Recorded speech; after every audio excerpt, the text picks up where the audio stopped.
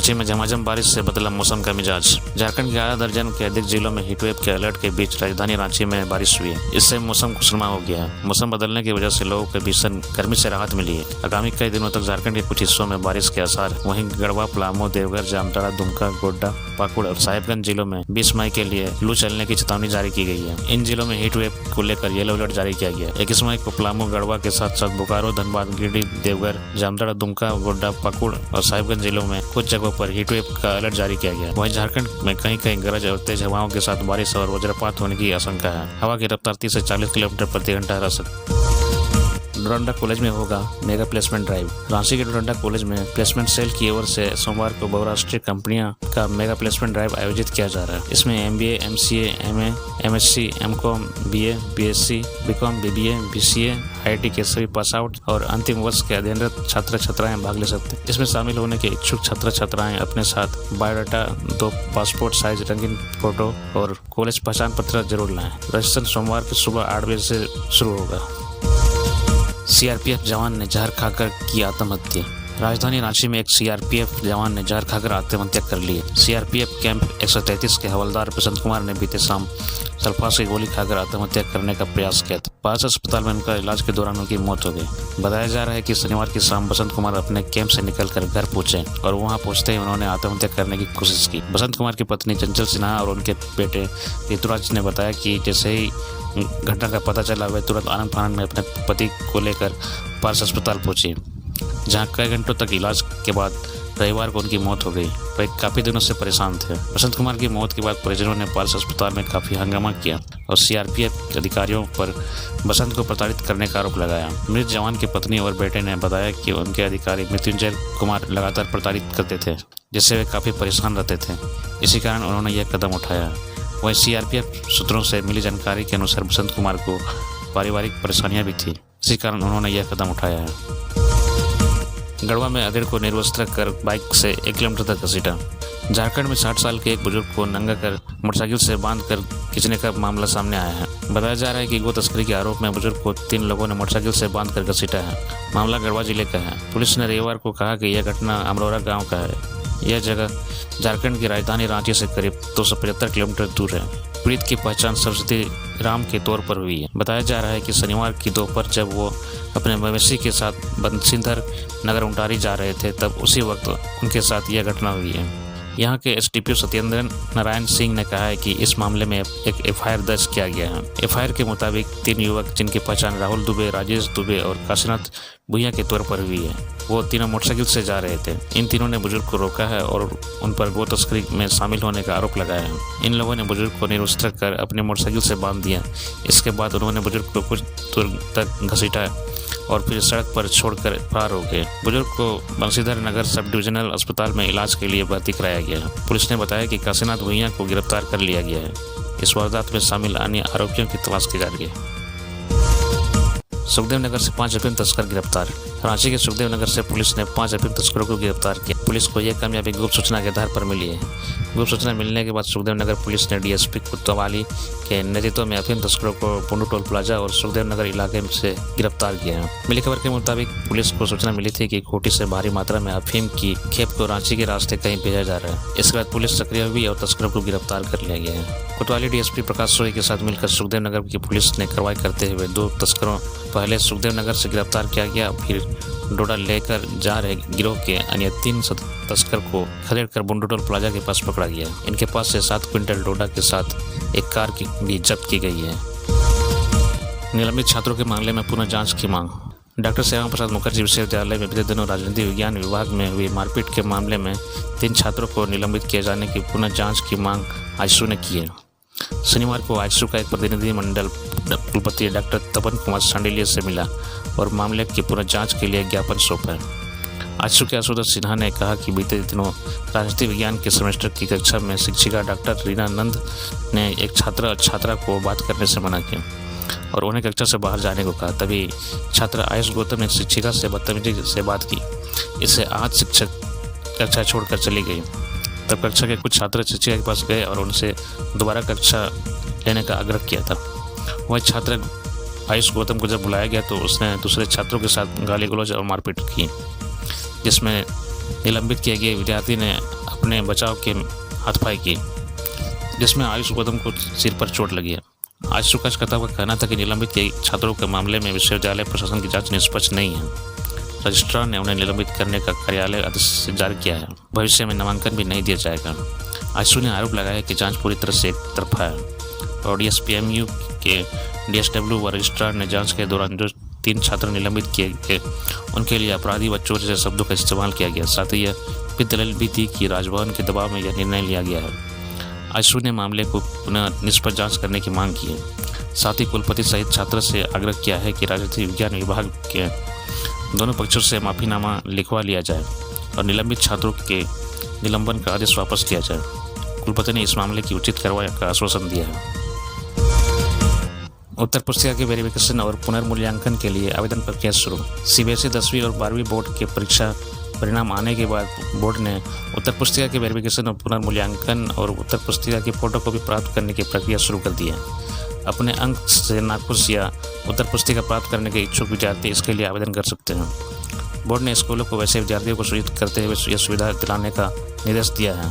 12वीं कक्षा के विद्यार्थी 21 मई के अंत तक वेरिफिकेशन के लिए आवेदन कर सकेंगे, जबकि 10वीं के छात्र 20 से 24 मई के बीच आवेदन कर सकते हैं। इस सुविधा का लाभ उठाने के लिए छात्रों को हर सब्जेक्ट के लिए 500 रुपये शुल्क देना होगा। 10वीं के विद्यार्थियों को अंक वेरिफिकेशन के लिए प्रति विषय 500 रुपये शुल्क देना होगा। जांची गई उत्तर पुस्तिका की फोटोकॉपी प्राप्त करने के लिए प्रति कॉपी 500 रुपये शुल्क तय है। यह प्रक्रिया 4 और 5 जून तक होगी। वहीं पुनर्मूल्यांकन के लिए 9 से 10 जून तक प्रक्रिया होगी, जिसके लिए प्रति प्रश्न 100 रुपये खर्च करने होंगे। 12वीं में उत्तर पुस्तिका की फोटोकॉपी प्राप्त करने के लिए छात्रों को अधिक शुल्क देना होगा। इसके लिए प्रति कॉपी 700 रुपये शुल्क निर्धारित किया गया है। यह प्रक्रिया 1 व 2 जून होगी। वहीं पुनर्मूल्यांकन के लिए 6 से 7 जून तक आवेदन दे सकते हैं, जिसके लिए प्रति प्रश्न 100 रुपये शुल्क रखा गया है। बोर्ड के निर्देशानुसार आवेदन और फीस भुगतान समेत सभी प्रक्रियाएँ ऑनलाइन होगी। यदि पुनर्मूल्यांकन के बाद अंक में कोई भी बदलाव होता है तो उसे ही लागू किया जाएगा। साथ ही यदि अंक बदलते हैं तो छात्रों को पुरानी मार्कशीट जमा करनी होगी और उन्हें नई मार्कशीट जारी की जाएगी। पुलिस ने बचाई युवक की जान। रनिया पुलिस ने सोदे के कोयल नदी के पास अचेतावस्था में पड़े एक युवक की जान बचाई। जानकारी के अनुसार शनिवार को सोदे पुल के पास एक 18 वर्षीय युवक अचेतावस्था में पड़ा हुआ था। उसके मुंह से झाग निकल रहा था। राहगीरों ने इसकी सूचना रनिया पुलिस को दी।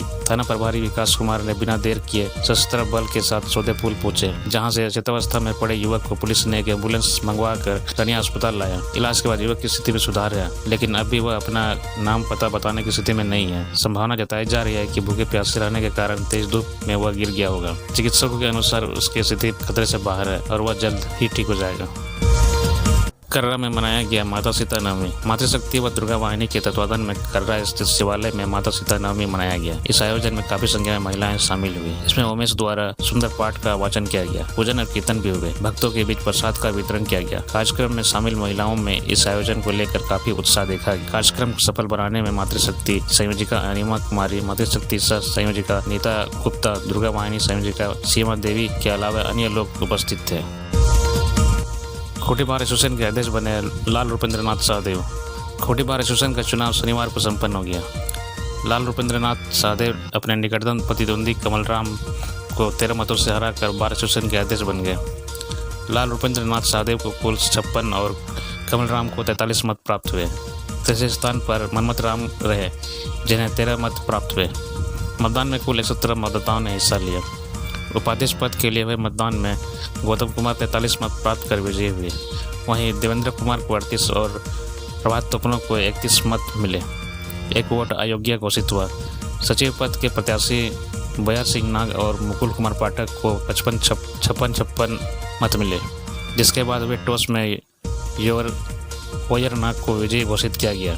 संयुक्त सचिव पद में अरुण कुमार सुरेन और कविता कुमारी प्रत्याशी के रूप में खड़े थे, जिसमें अरुण कुमार सुरेन 74 मत प्राप्त कर संयुक्त सचिव बने। कविता कुमारी को 34 वोट प्राप्त हुए। 5 मत रिजेक्ट हुए। जॉइंट सेक्रेटरी लाइब्रेरी में अनिवा तिर्की निर्विरोध चुने गए। कोषाध्यक्ष पद के लिए कुल 3 प्रत्याशी थे, जिसमें सबसे अधिक मत पाकर जुनुल होरो विजयी रहे। उन्हें कुल 48 मत मिले। वहीं अरुण कुमार भगत को 45 और राजकुमार प्रसाद को 18 मत मिले। 2 मत अयोग्य किया गया। काउंसिल मेंबर पद में अनिल कुमार मिश्रा को 60 और रमेश कुमार जायसवाल को 44 रास बिहारी चौधरी को 39, केदार महतो को 39, धनिक गुड़िया को 37 मत हासिल हुआ। चुनाव झारखंड बार काउंसिल से पर्यवेक्षक के रूप में बालेश्वर सिंह मृत्युंजय कुमार श्रीवास्तव के देखरेख में संपन्न हुआ। खूंटी से चुनाव पदाधिकारी के रूप में तारामणि राम, गोंजू ममता सहित और कृष्णा भगत उपस्थित थे। हाथियों से बचाव के लिए लॉन्च किया गया मोबाइल ऐप। सिमडेगा जिले में वन विभाग ने जंगली हाथियों से बचाव के लिए एक मोबाइल ऐप लॉन्च किया है। विभाग ने दावा किया है कि ये लोगों को जंगली हाथियों से सुरक्षा देने में कारगर साबित होगा। बताया गया है कि इससे जंगली हाथियों द्वारा जान माल के नुकसान पर अंकुश लगेगा।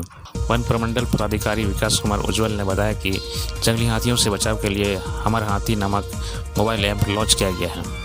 इसे कोई भी व्यक्ति डाउनलोड कर सकता है। विभाग ने बताया कि यह ऐप व्यक्ति को नज़दीकी क्षेत्र में जंगली हाथियों की मौजूदगी की जानकारी देगा। इसे किसी क्षेत्र विशेष में जानने वाले लोग पहले से ही जानकारी लेकर अपनी सुरक्षा कर सकते हैं। इसके माध्यम से लोगों को हाथियों की मौजूदगी के बारे में रियल टाइम इन्फॉर्मेशन मिलेगा।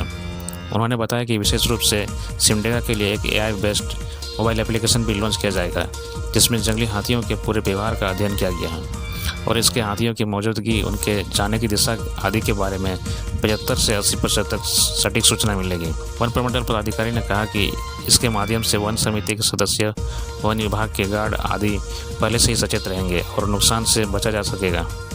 उन्होंने लोगों से अपील की वे अपने मोबाइल में हमर हाथी ऐप को डाउनलोड कर सुरक्षित रहें। सिमडेगा जिले के कई प्रखंडों में सुदूरवर्ती ग्रामीण क्षेत्रों में सालों भर जंगली हाथियों की मौजूदगी रहती है।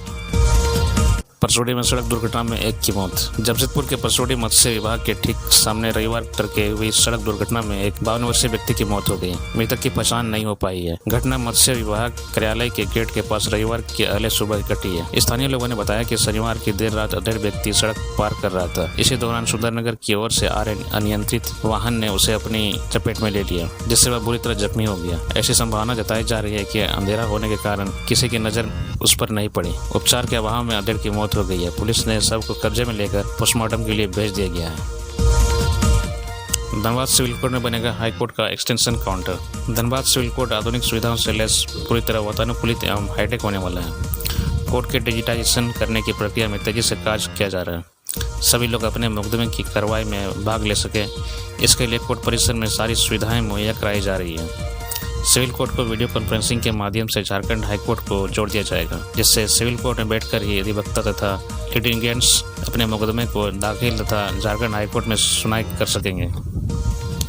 बहुत बातें शनिवार को प्रधान जिला एवं सत्र न्यायाधीश राम शर्मा ने कही। उन्होंने बताया कि दिव्यांग तथा वरिष्ठ अधिवक्ताओं के लिए व्हीलचेयर के अलावे लिफ्ट, ठंडा पेयजल एवं शौचालय की व्यवस्था की जा रही है।